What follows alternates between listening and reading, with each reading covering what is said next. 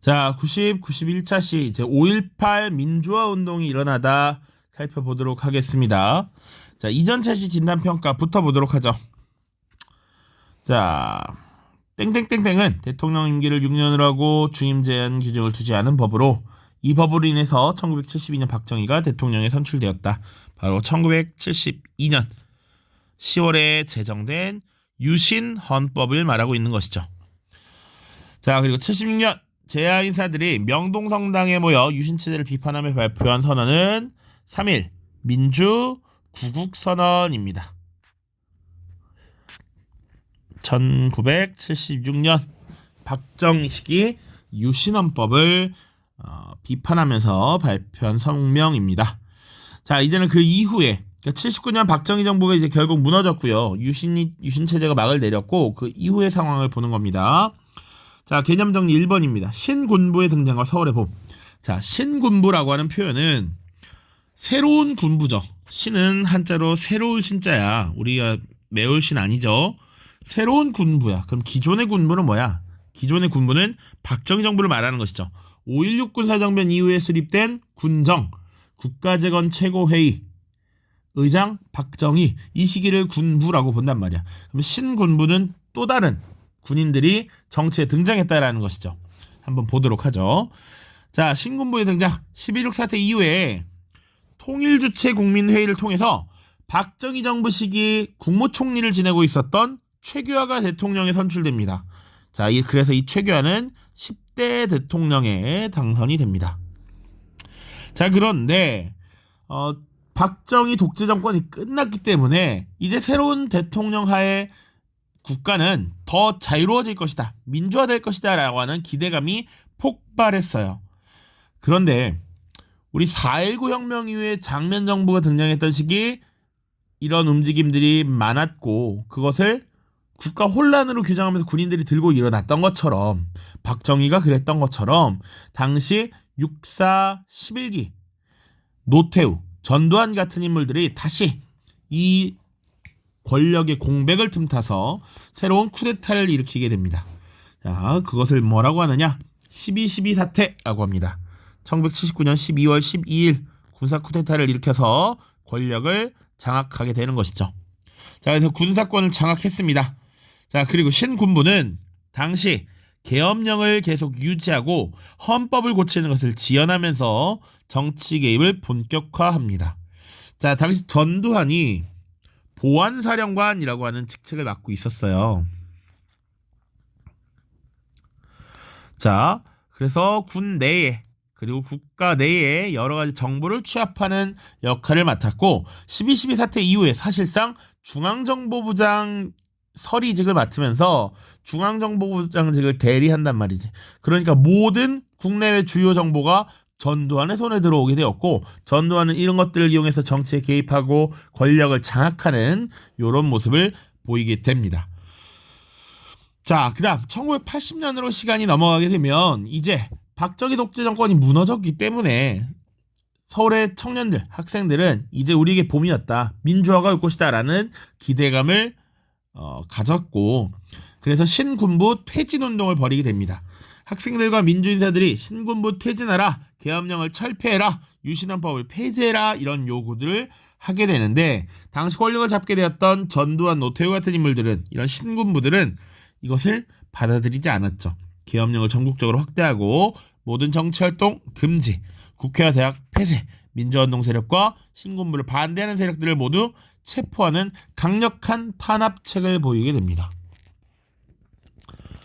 자, 이런 것들은 이제 전국적으로 신군부와 전두환에 대한 반감, 반대 운동을 일어나게 했고 그 중에서도 사실은 이 광주에 대한 탄압이 집요하고 무자비하게 벌어졌던 것이죠.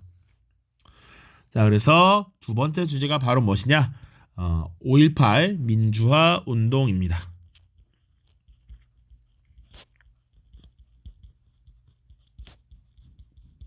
(1980년 5월 18일이라는 거 알겠죠?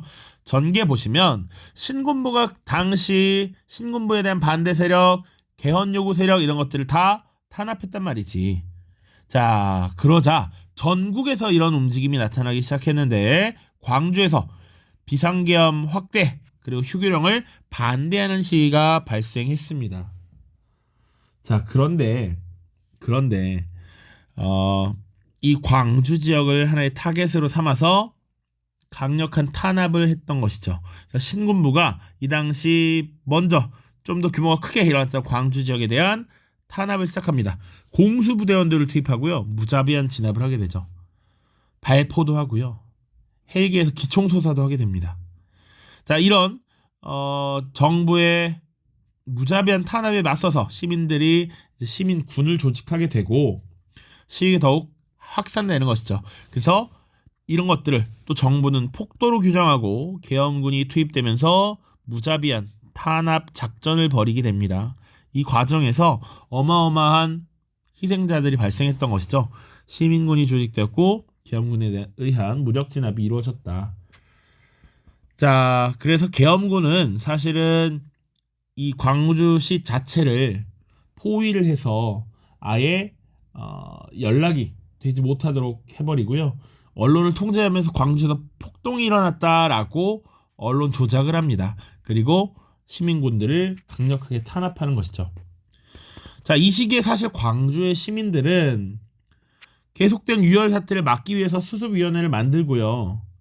여러 가지 조건을 둬서 협상을 하려고 합니다. 그러나 계엄군은 그것을 받아들이지 않고 지속적으로 탄압했고요. 이렇게 반정부 시위를 강력하게 진압함으로 인해서 전국적인 공포를 심어주게 됩니다. 자, 그래서 5월 27일 새벽이 되면 이 계엄군이 탱크와 헬기 등을 동원해서 강력하게 진압을 하고요. 시민군이 마지막으로 저항하던 전남 도청을 계엄군이 점령을 하게 되는 것이죠. 이 과정에서 엄청난 광주의 시민들이 많이 희생되었고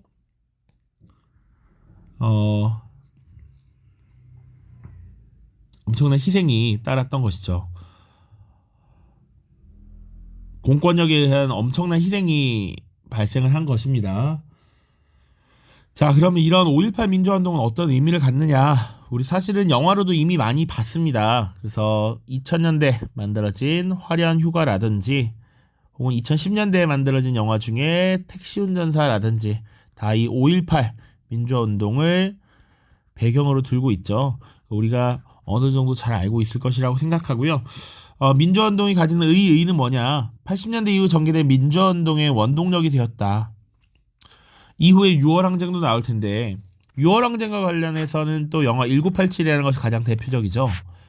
자, 이 1987 보면 당시 강동원 씨가 사실 민주화운동에 나서고 동아리에서 광주에서 있었던 이 공권력에 의한 학살 이런 것들을 같이 공유하는 이런 모습들도 나와요.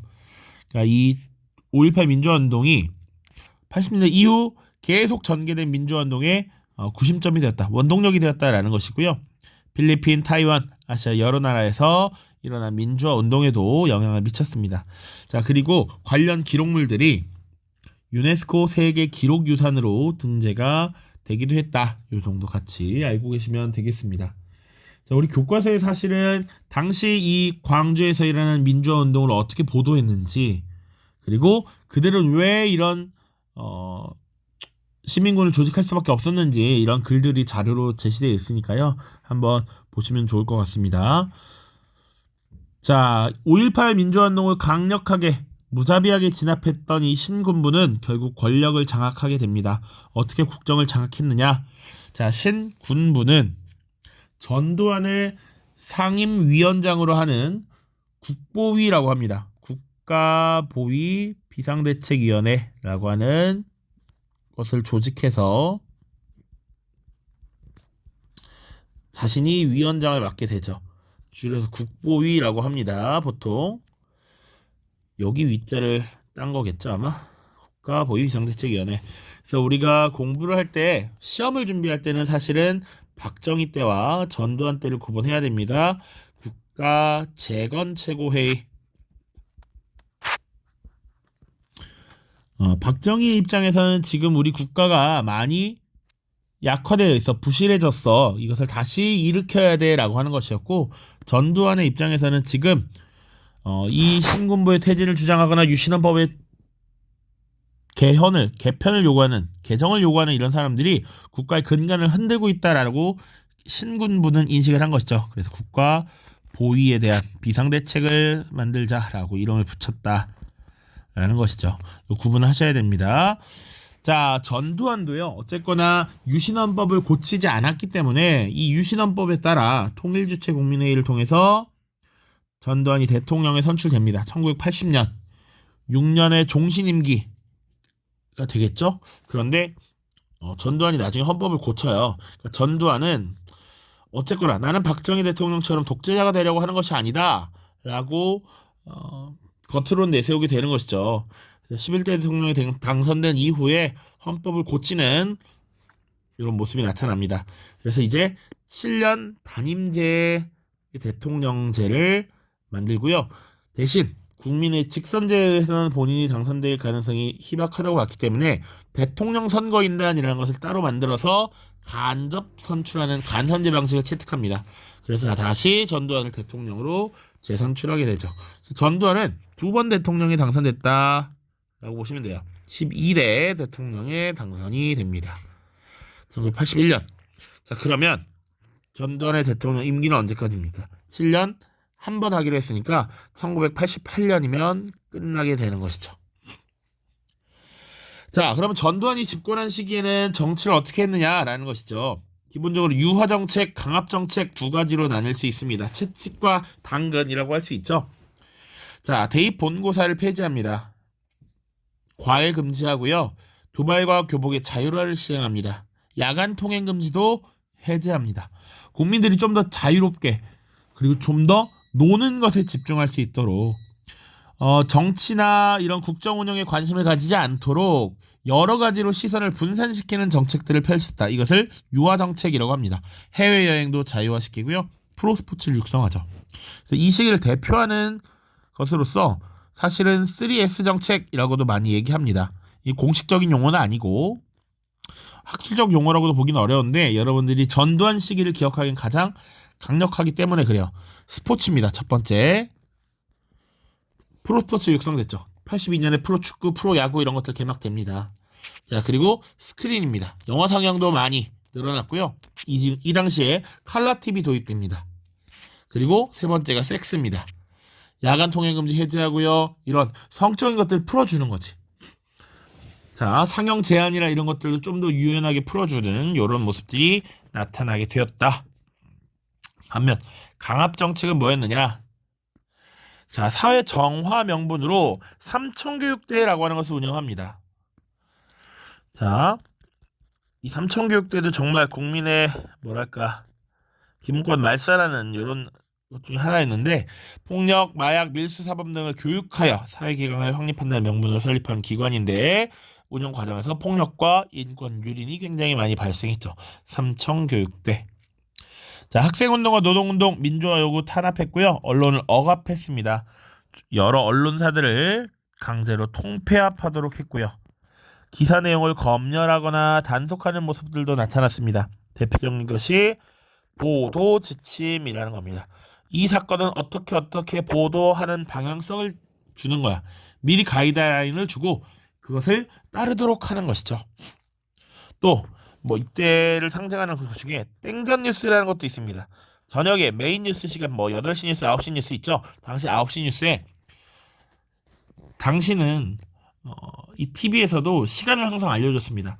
8시 59분 58초가 되면 땡, 띠, 땡 9시 이렇게 시작해요.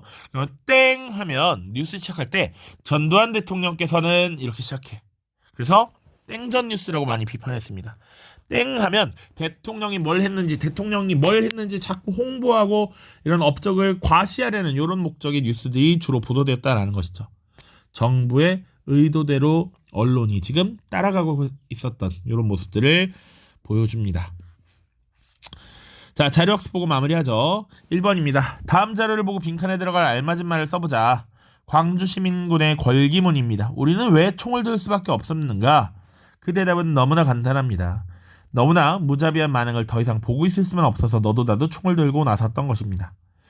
당시 광주에서 있었던 유신헌법 개정 요구, 신군부 퇴진 요구, 계엄령 철폐 요구 이런 것들을 당시 공수부대원들이 강력하게 탄압하고 진압하면서 유혈 사태가 발생했다라는 것이지. 그래서 그들은 스스로를 지키기 위해서 너도 나도 할 것 없이 총을 들고 계엄군과 맞서 싸울 수밖에 없었다라는 것이죠. 그것을 더 강력하게 탄압했던 것이 신군부였습니다. 탱크를 앞세우고 헬기에서 기총소사를 하고 그런 모습들이 이때 벌어졌던 것이죠. 1980년 5월 18일 광주에서는 계엄, 철폐와 유신헌법 폐지 등을 요구하는 대규모 시위가 일어났습니다. 자, 신군부가 공수부대를 투입해서 시위를 진압하자 분노한 시민들은 시민군을 조직해서 계엄군에 맞섰죠. 자, 2번입니다. 다음 자료를 보고 빈칸에 들어갈 알맞은 말을 써보자. 여기가 전두환 전 대통령이죠. 전두환 씨. 국가보위 비상대책위원회라고 써 있습니다. 국가보위 비상대책위원회. 자, 신군부는 전두환을 위원장으로 하는 국가보위 비상대책위원회를 설치하여 국정을 장악했습니다. 되었죠? 자, 여기까지고요. 다음 영상에서는 이제 92차 시부터 쭉 다룰 텐데 대한민국의 경제, 사회, 문화 파트를 간단하게 다룰 겁니다. 그 이후에 87년 이후 현재 우리 현행 헌법 체제에서의 정치 변화 그리고 경제 발전, 사회 문화의 변화 쭉 다룰 겁니다. 그래서 다음 영상 92차씩 한강의 기적을 이루다 한번 살펴보도록 하겠습니다. 모두 고생 많았어요. 안녕.